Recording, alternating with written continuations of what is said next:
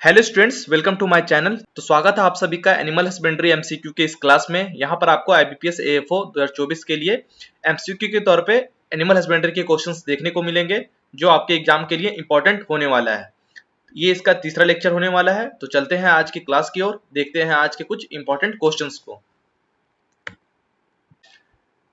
तो ये रहा आज का पहला question. The period between births of two successive calves from one calf is called. तो यहाँ पर पूछ रहा है कि births of two successive calves, मतलब टू काल्व्स के जो बर्थ के बीच का जो पीरियड होता है वो क्या कहलाता है। Option number A calving, option number B calving pen, option number C calving interval, option number D calving period. तो यहाँ पर कहने का मतलब है कि एक बछड़े के पैदा होने से दूसरे बछड़े के पैदा होने के बीच का जो पीरियड होता है वो क्या कहलाता है। तो इसका जो सही आंसर है वो है option number C calving interval. इसका जो सही आंसर है वो हो जाएगा ऑप्शन नंबर सी। ये जो ड्यूरेशन होता है, ये जो टाइम होता है वो काल्विंग इंटरवल कहलाता है। नेक्स्ट है एन एडल्ट फीमेल सीप इज कॉल्ड। तो यहाँ पर पूछ रहा है कि जो फीमेल एडल्ट फीमेल है सीप की वो किस नाम से जानी जाती है। Option number A hog, option number B lamb, option number C ewe, option number D doe. तो जो एडल्ट फीमेल सीप है वो ईव के नाम से जानी जाती है। इसका जो सही आंसर है ऑप्शन नंबर सी सही हो जाएगा, ईव। नेक्स्ट है एंथ्रेक्सिसा। तो एंथ्रेक्स एक डिजीज है जो कि कैटल्स में देखने को मिलता है। तो ये कौन सा डिजीज है।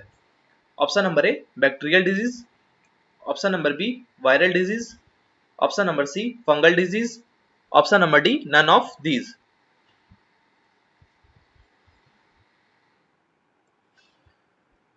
तो इसका जो सही आंसर है वो है ऑप्शन नंबर ए। ये एक बैक्टीरियल डिजीज है। जो एंथ्रेक्स है वो एक बैक्टीरियल डिजीज है। नेक्स्ट है the true stomach in ruminants is. तो जो रूमिनेंट एनिमल होते हैं उनमें जो ट्रू स्टमक होता है वो कौन सा होता है। Option number A rumen, option number B reticulum, option number C abomasum, option number D omasum. तो रूमिनेंट्स एनिमल में जो ट्रू स्टमक होता है ये पार्ट एबोमेजम होता है। इसका जो सही आंसर है ऑप्शन नंबर सी एबोमेजम जो है वो ट्रू स्टमक के नाम से जाना जाता है। नेक्स्ट है the act of giving birth to young one is called. तो नए बच्चे को जन्म देना, जो एक्ट ऑफ गिविंग बर्थ है, न्यू बर्थ, वो क्या कहलाता है। Option number A ovulation, option number B fertilisation, option number C conception, option number D parturition.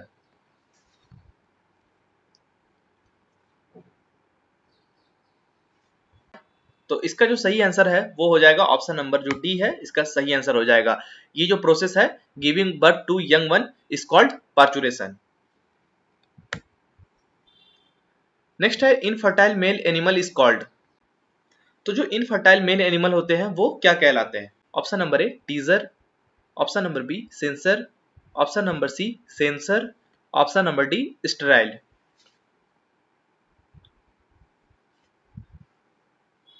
तो जो इनफर्टाइल मेल एनिमल होते हैं वो ऑप्शन नंबर ए टीजर कहलाते हैं। इसका जो सही आंसर है वो है ऑप्शन नंबर ए।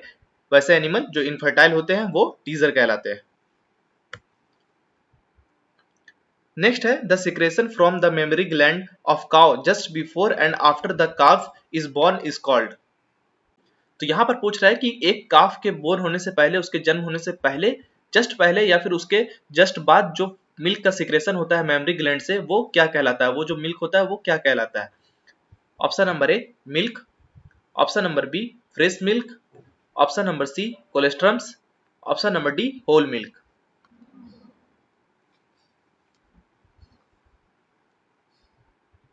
तो इसका जो सही आंसर है वो है ऑप्शन नंबर सी।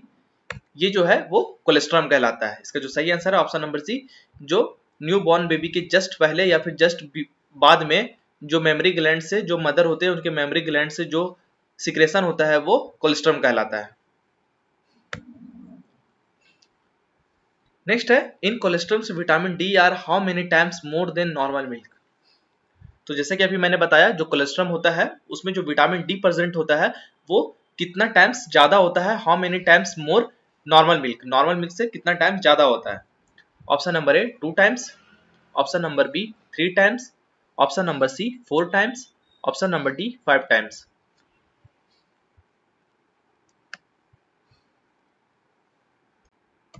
तो जो कोलेस्ट्रम है उसमें विटामिन डी जो प्रेजेंट होता है वो नॉर्मल मिल्क की अपेक्षा यहाँ पे 3 टाइम्स ज्यादा होता है, 3 टाइम्स मोर होता है। इसका जो सही आंसर है वो है ऑप्शन नंबर बी। नेक्स्ट है चेवॉन मीट ईसा। तो जो चेवॉन है वो किसका मीट होता है? Option number A sheep meat, option number B goat meat, option number C buffalo meat, option number D cow meat.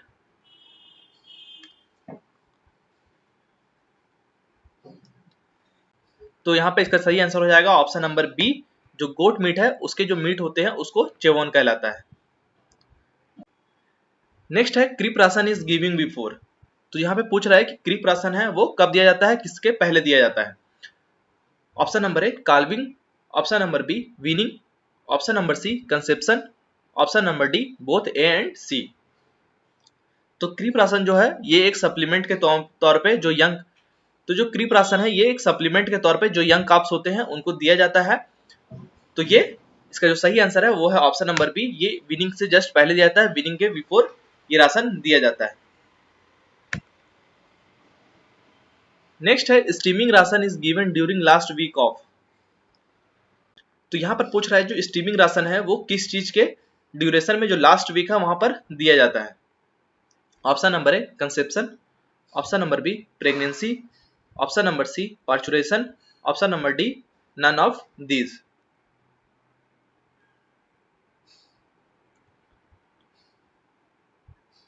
तो इसका जो सही आंसर है वो है ऑप्शन नंबर जो बी है, इसका सही आंसर हो जाएगा।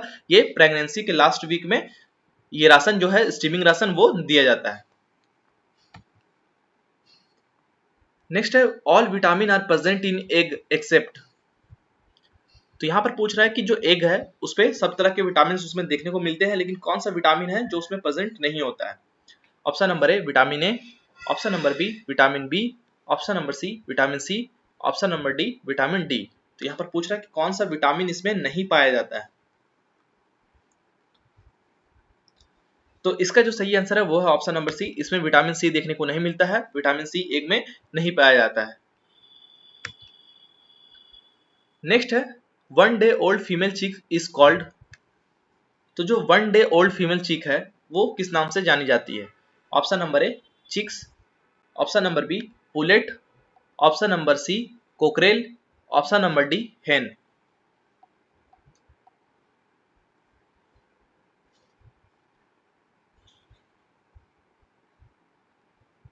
1 डे ओल्ड जो फीमेल चीक होती है वो पुलेट के नाम से जानी जाती है।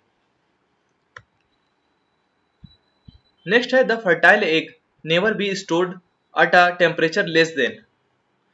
तो जो फर्टाइल एग होते हैं वो किस टेम्परेचर पर स्टोर नहीं किया जाता है, किस टेम्परेचर से कम होने पे स्टोर नहीं किया जाता है?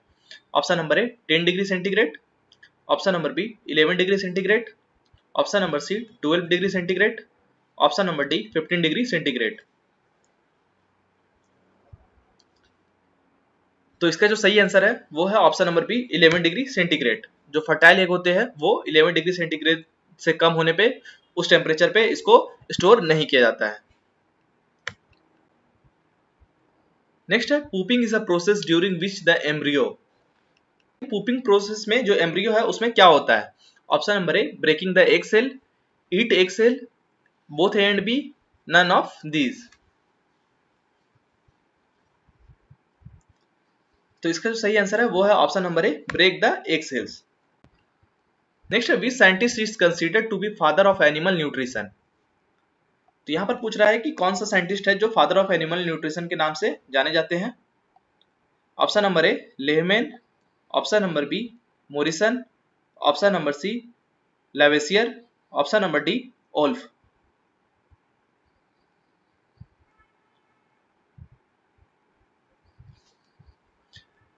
तो इसका जो सही आंसर है वो है ऑप्शन नंबर सी लेवेसियर। लेवेसियर जो है वो फादर ऑफ एनिमल न्यूट्रिशन के नाम से जाने जाते हैं।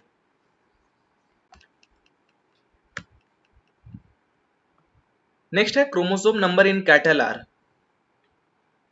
तो जो कैटल्स होते हैं उसमें क्रोमोसोम नंबर कितना होता है, क्रोमोसोम की संख्या कैटल्स में कितने होते हैं?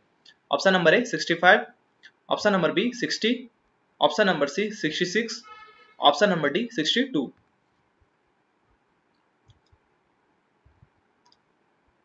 तो इसका जो सही आंसर है वो है ऑप्शन नंबर बी। जो कैटल्स होते हैं उनमें जो क्रोमोसोम संख्या होती है वो 60 होता है। नेक्स्ट है chicken eggs contain how much protein. तो जो एग्स होते हैं, चिकन के एग्स होते हैं, उसमें प्रोटीन परसेंट जो होता है वो कितना होता है? Option number A 16%, option number B 12%, option number C 15%, option number D 20%। तो जो चिकन एग्स होते हैं उनमें जो प्रोटीन की अमाउंट होता है, जो प्रोटीन परसेंट होता है वो होता है 12%। इसका जो सही आंसर है ऑप्शन नंबर बी, इसमें 12% प्रोटीन देखने को मिलता है। नेक्स्ट है इन चिकन ट्रू स्टमक इज। तो यहां पर पूछ रहा है कि जो चिकन्स होते हैं उनमें जो ट्रू स्टमक वाला पार्ट होता है वो कौन सा होता है? Option number A gizzard, option number B proventriculus, option number C crop, option number D duodenum. तो चिकन में जो ट्रू स्टमक वाला पार्ट होता है वो होता है प्रोवेंटिकुलस। इसका जो सही आंसर है वो है ऑप्शन नंबर बी प्रोवेंटिकुलस। जो चिकन का पार्ट होता है वो ट्रू स्टमक के नाम से जाना जाता है। तो ये था एनिमल हस्बेंड्री के एमसीक्यू क्वेश्चंस जो कि आईबीपीएस एएफओ एग्जाम के लिए इंपॉर्टेंट रहने वाला है। आई होप आपको वीडियो पसंद आया होगा। तो वीडियो को लाइक कीजिए और चैनल को सब्सक्राइब जरूर कीजिए। इसी तरीके के आईबीपीएस एएफओ एग्जाम्स की तैयारी करने के लिए आपको ऑब्जेक्टिव के फॉर्म में यहाँ पर आपको क्वेश्चंस देखने को मिलेंगे। तो बने रहिए हमारे चैनल के साथ, हमारे चैनल को सब्सक्राइब जरूर कीजिए। Thank you.